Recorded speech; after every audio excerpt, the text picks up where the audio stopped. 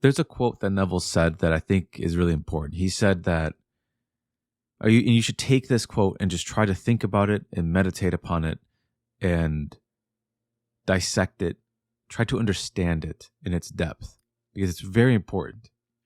He said, the outer man sees a seed, but the inner man sees a flower, a blossoming flower. If you could just take that quote, apply it to your life will change. It will, because you're going to radically change how you think. This is speaking about how one thinks. From my perspective, this is how I see it, is we're trying to change how one imagines, not necessarily what they imagine, because you can imagine all sorts of things.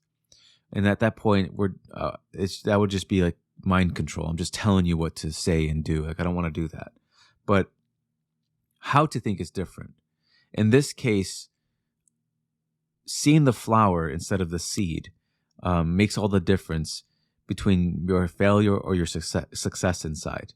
Because to the one who is imaginative, when we use this term, we don't mean someone who can think abstractly. We mean someone who can actually imagine the fulfillment of it. They don't see seeds like anyone else. And what is a seed? A seed is like speaking about the how or the when, being afraid of the fulfillment. All of that are seeds. You're saying, well, when is it going to grow? You go dig up the seed to check on it, see if it's even growing. You kind of mess around too much with the seed, while the inner man sees a blossoming flower. And so you can take that idea and apply it to any walks in life. Wherever you are in life, you see the flower. Whether it's you wanting to express something, you see yourself expressing it on the inside. You don't ask when you're going to start, when it's going to happen, how it will happen. You don't think about the limitations of your resources. You don't think in terms like that. You see flowers. That's just what you do. That's what the inner man does. They see flowers. They don't see the seeds. And it doesn't matter what part of life, if it's in having something. Here's another quote that Neville said that I think correlates perfectly with this is, the outer man may not have a nickel, but in imagination, I'll have much. You'll have much. So you're not doing a bunch of things to try to have much inside. You're not doing a million affirmations to try to have much. No, you just have much. You have faith in having much on the inside. You see yourself expressing and having that which you otherwise think you don't. You assume the flower. You assume things on the inside about yourself, about another, and make it lovely. I really urge you to make whatever it is. I don't really care what you think.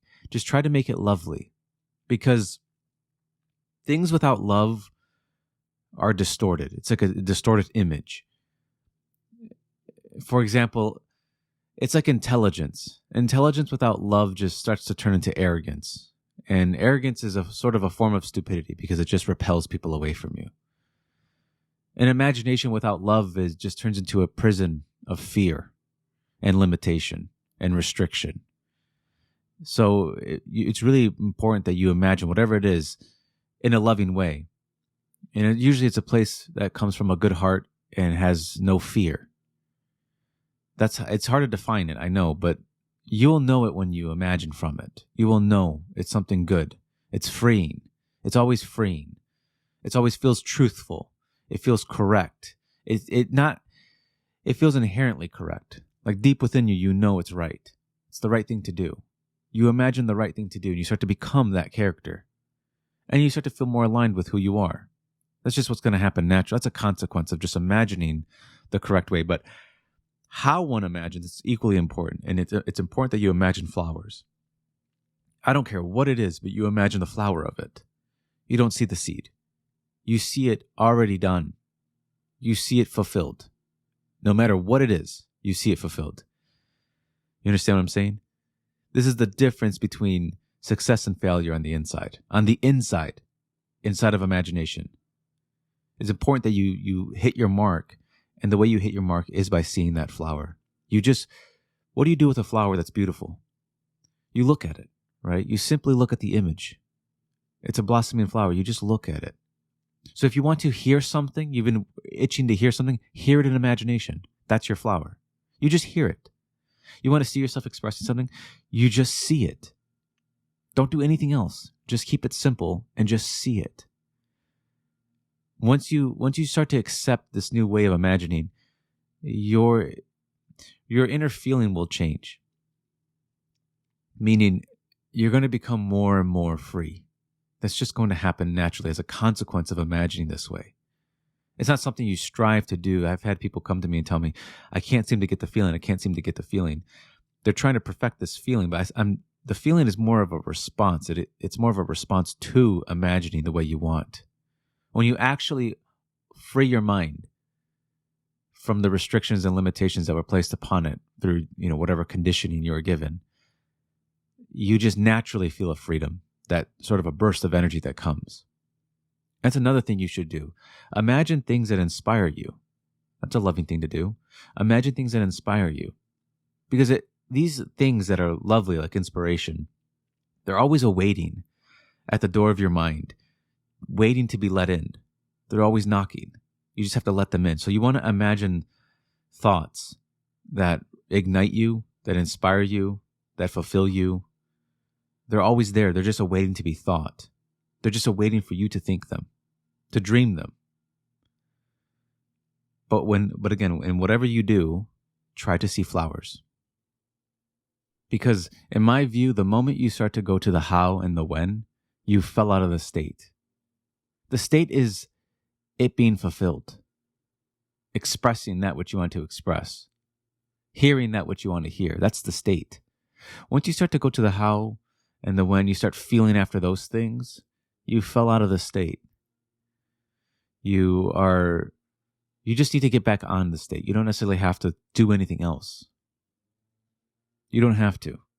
And if you are somebody who keeps falling out of a state, let's say you were in a state that you wanted to be in, keep falling out of it, you keep going back. Nothing's really changed. All that's changed is that you went back to the state you just left. You just have to acknowledge that state will always be there. So if you go to move into a new state, tell yourself that if you really want to go back to the old state that you just left, if you really want to, you can. It will always be there available for you. When you actually see that you're allowed to go back as many times as you want, it just kind of dissolves the urge to go back. You kind of don't really want to anymore. You kind of see why you're leaving in the first place. Why are you leaving that state? You should ask yourself that. Why do I want to imagine fulfillments? Why is it important to me to imagine from a place of love? Why is it important for me to see myself expressing this thing? Why is it important for me to change? When you find why you want to do it, you'll stick to it. You'll become disciplined in your imagination. Until then, you kind of might be like the wind. It will just kind of you'll be like a wanderer inside your own imagination, which you shouldn't be. You owned your imagination. You own these things. You own these these thoughts. These are yours. You own them. Who else are they? No one else can think that thought for you. I can't eat your own food, right? Physically, I can't. Now take it to the mental level. Mentally, I can't think the thoughts for you. And if you take it to a spiritual level, I can't make you born again. But let's just go back to the mental level. I can't think these thoughts for you. Nobody else can. So you're not a wanderer. It's like what Neville said. You're not a tenant in your imagination. You're the landlord. You might be a tenant in your body. You might be renting out your body, but you are the landlord. You're the owner in your imagination. So don't be a wanderer trying to figure out where to go.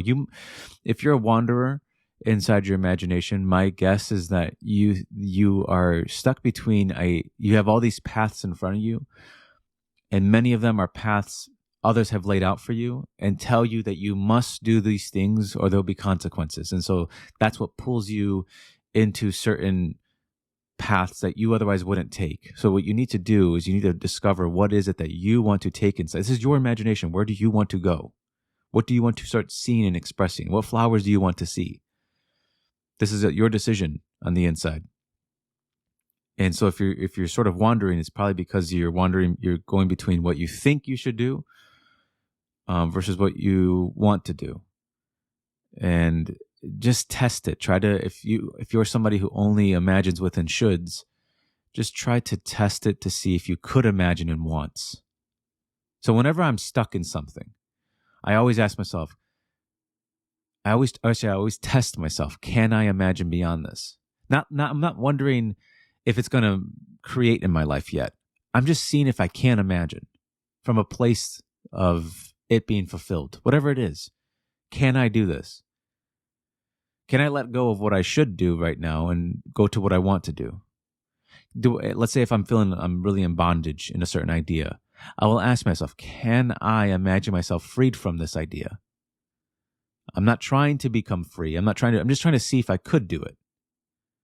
Regardless of my circumstance and, physical obstacle, could I do it? And you'll see you can. And then a freedom comes. And then you just broke free from that inner bondage. And then life would have to change because you're more free than you were a minute ago. And so life has to keep giving to you that which you are. We don't really get what we want. We get what we are. And when the more and more you free yourself from the inside, the more you break these chains on the inside, the more free you become on the inside, the more you have to experience this new freer self that you've become. That's moving a state. Many times what I see is people repeating certain ideas and looping certain ideas over and over and over again, trying to move on the inside, but really they're not moving. They're sort of on a mental treadmill. Like they're doing something, but they're not really moving anywhere. We want to move. We want to go somewhere. And the only way I've found to really move inside is through assumption. And to make that poetic is just like what Neville said. You don't imagine the seed, you imagine the flower. That's assumption. That's making the idea of assuming to make it more beautiful, for you to understand it better. See it from a place of seeds and flowers. The one who actually assumes correctly sees the flower. They don't see how it grew. They don't see the roots growing. They don't check upon it. They just keep holding the image of the flower. You see the difference?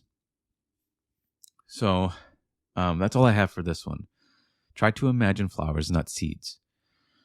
And take that idea and just contemplate on it. Take some time really throughout your day, maybe this week, and just kind of try to understand that phrase. I think it's a very important phrase. But that's all I have for this one. And again, I do one-on-ones. I also do live streaming. And you can find that in the description if you want to join that. My book is out as well. And I also did an Audible. So if you're interested in that, you can go to the description. It'll be there as well. But again, thank you guys for listening.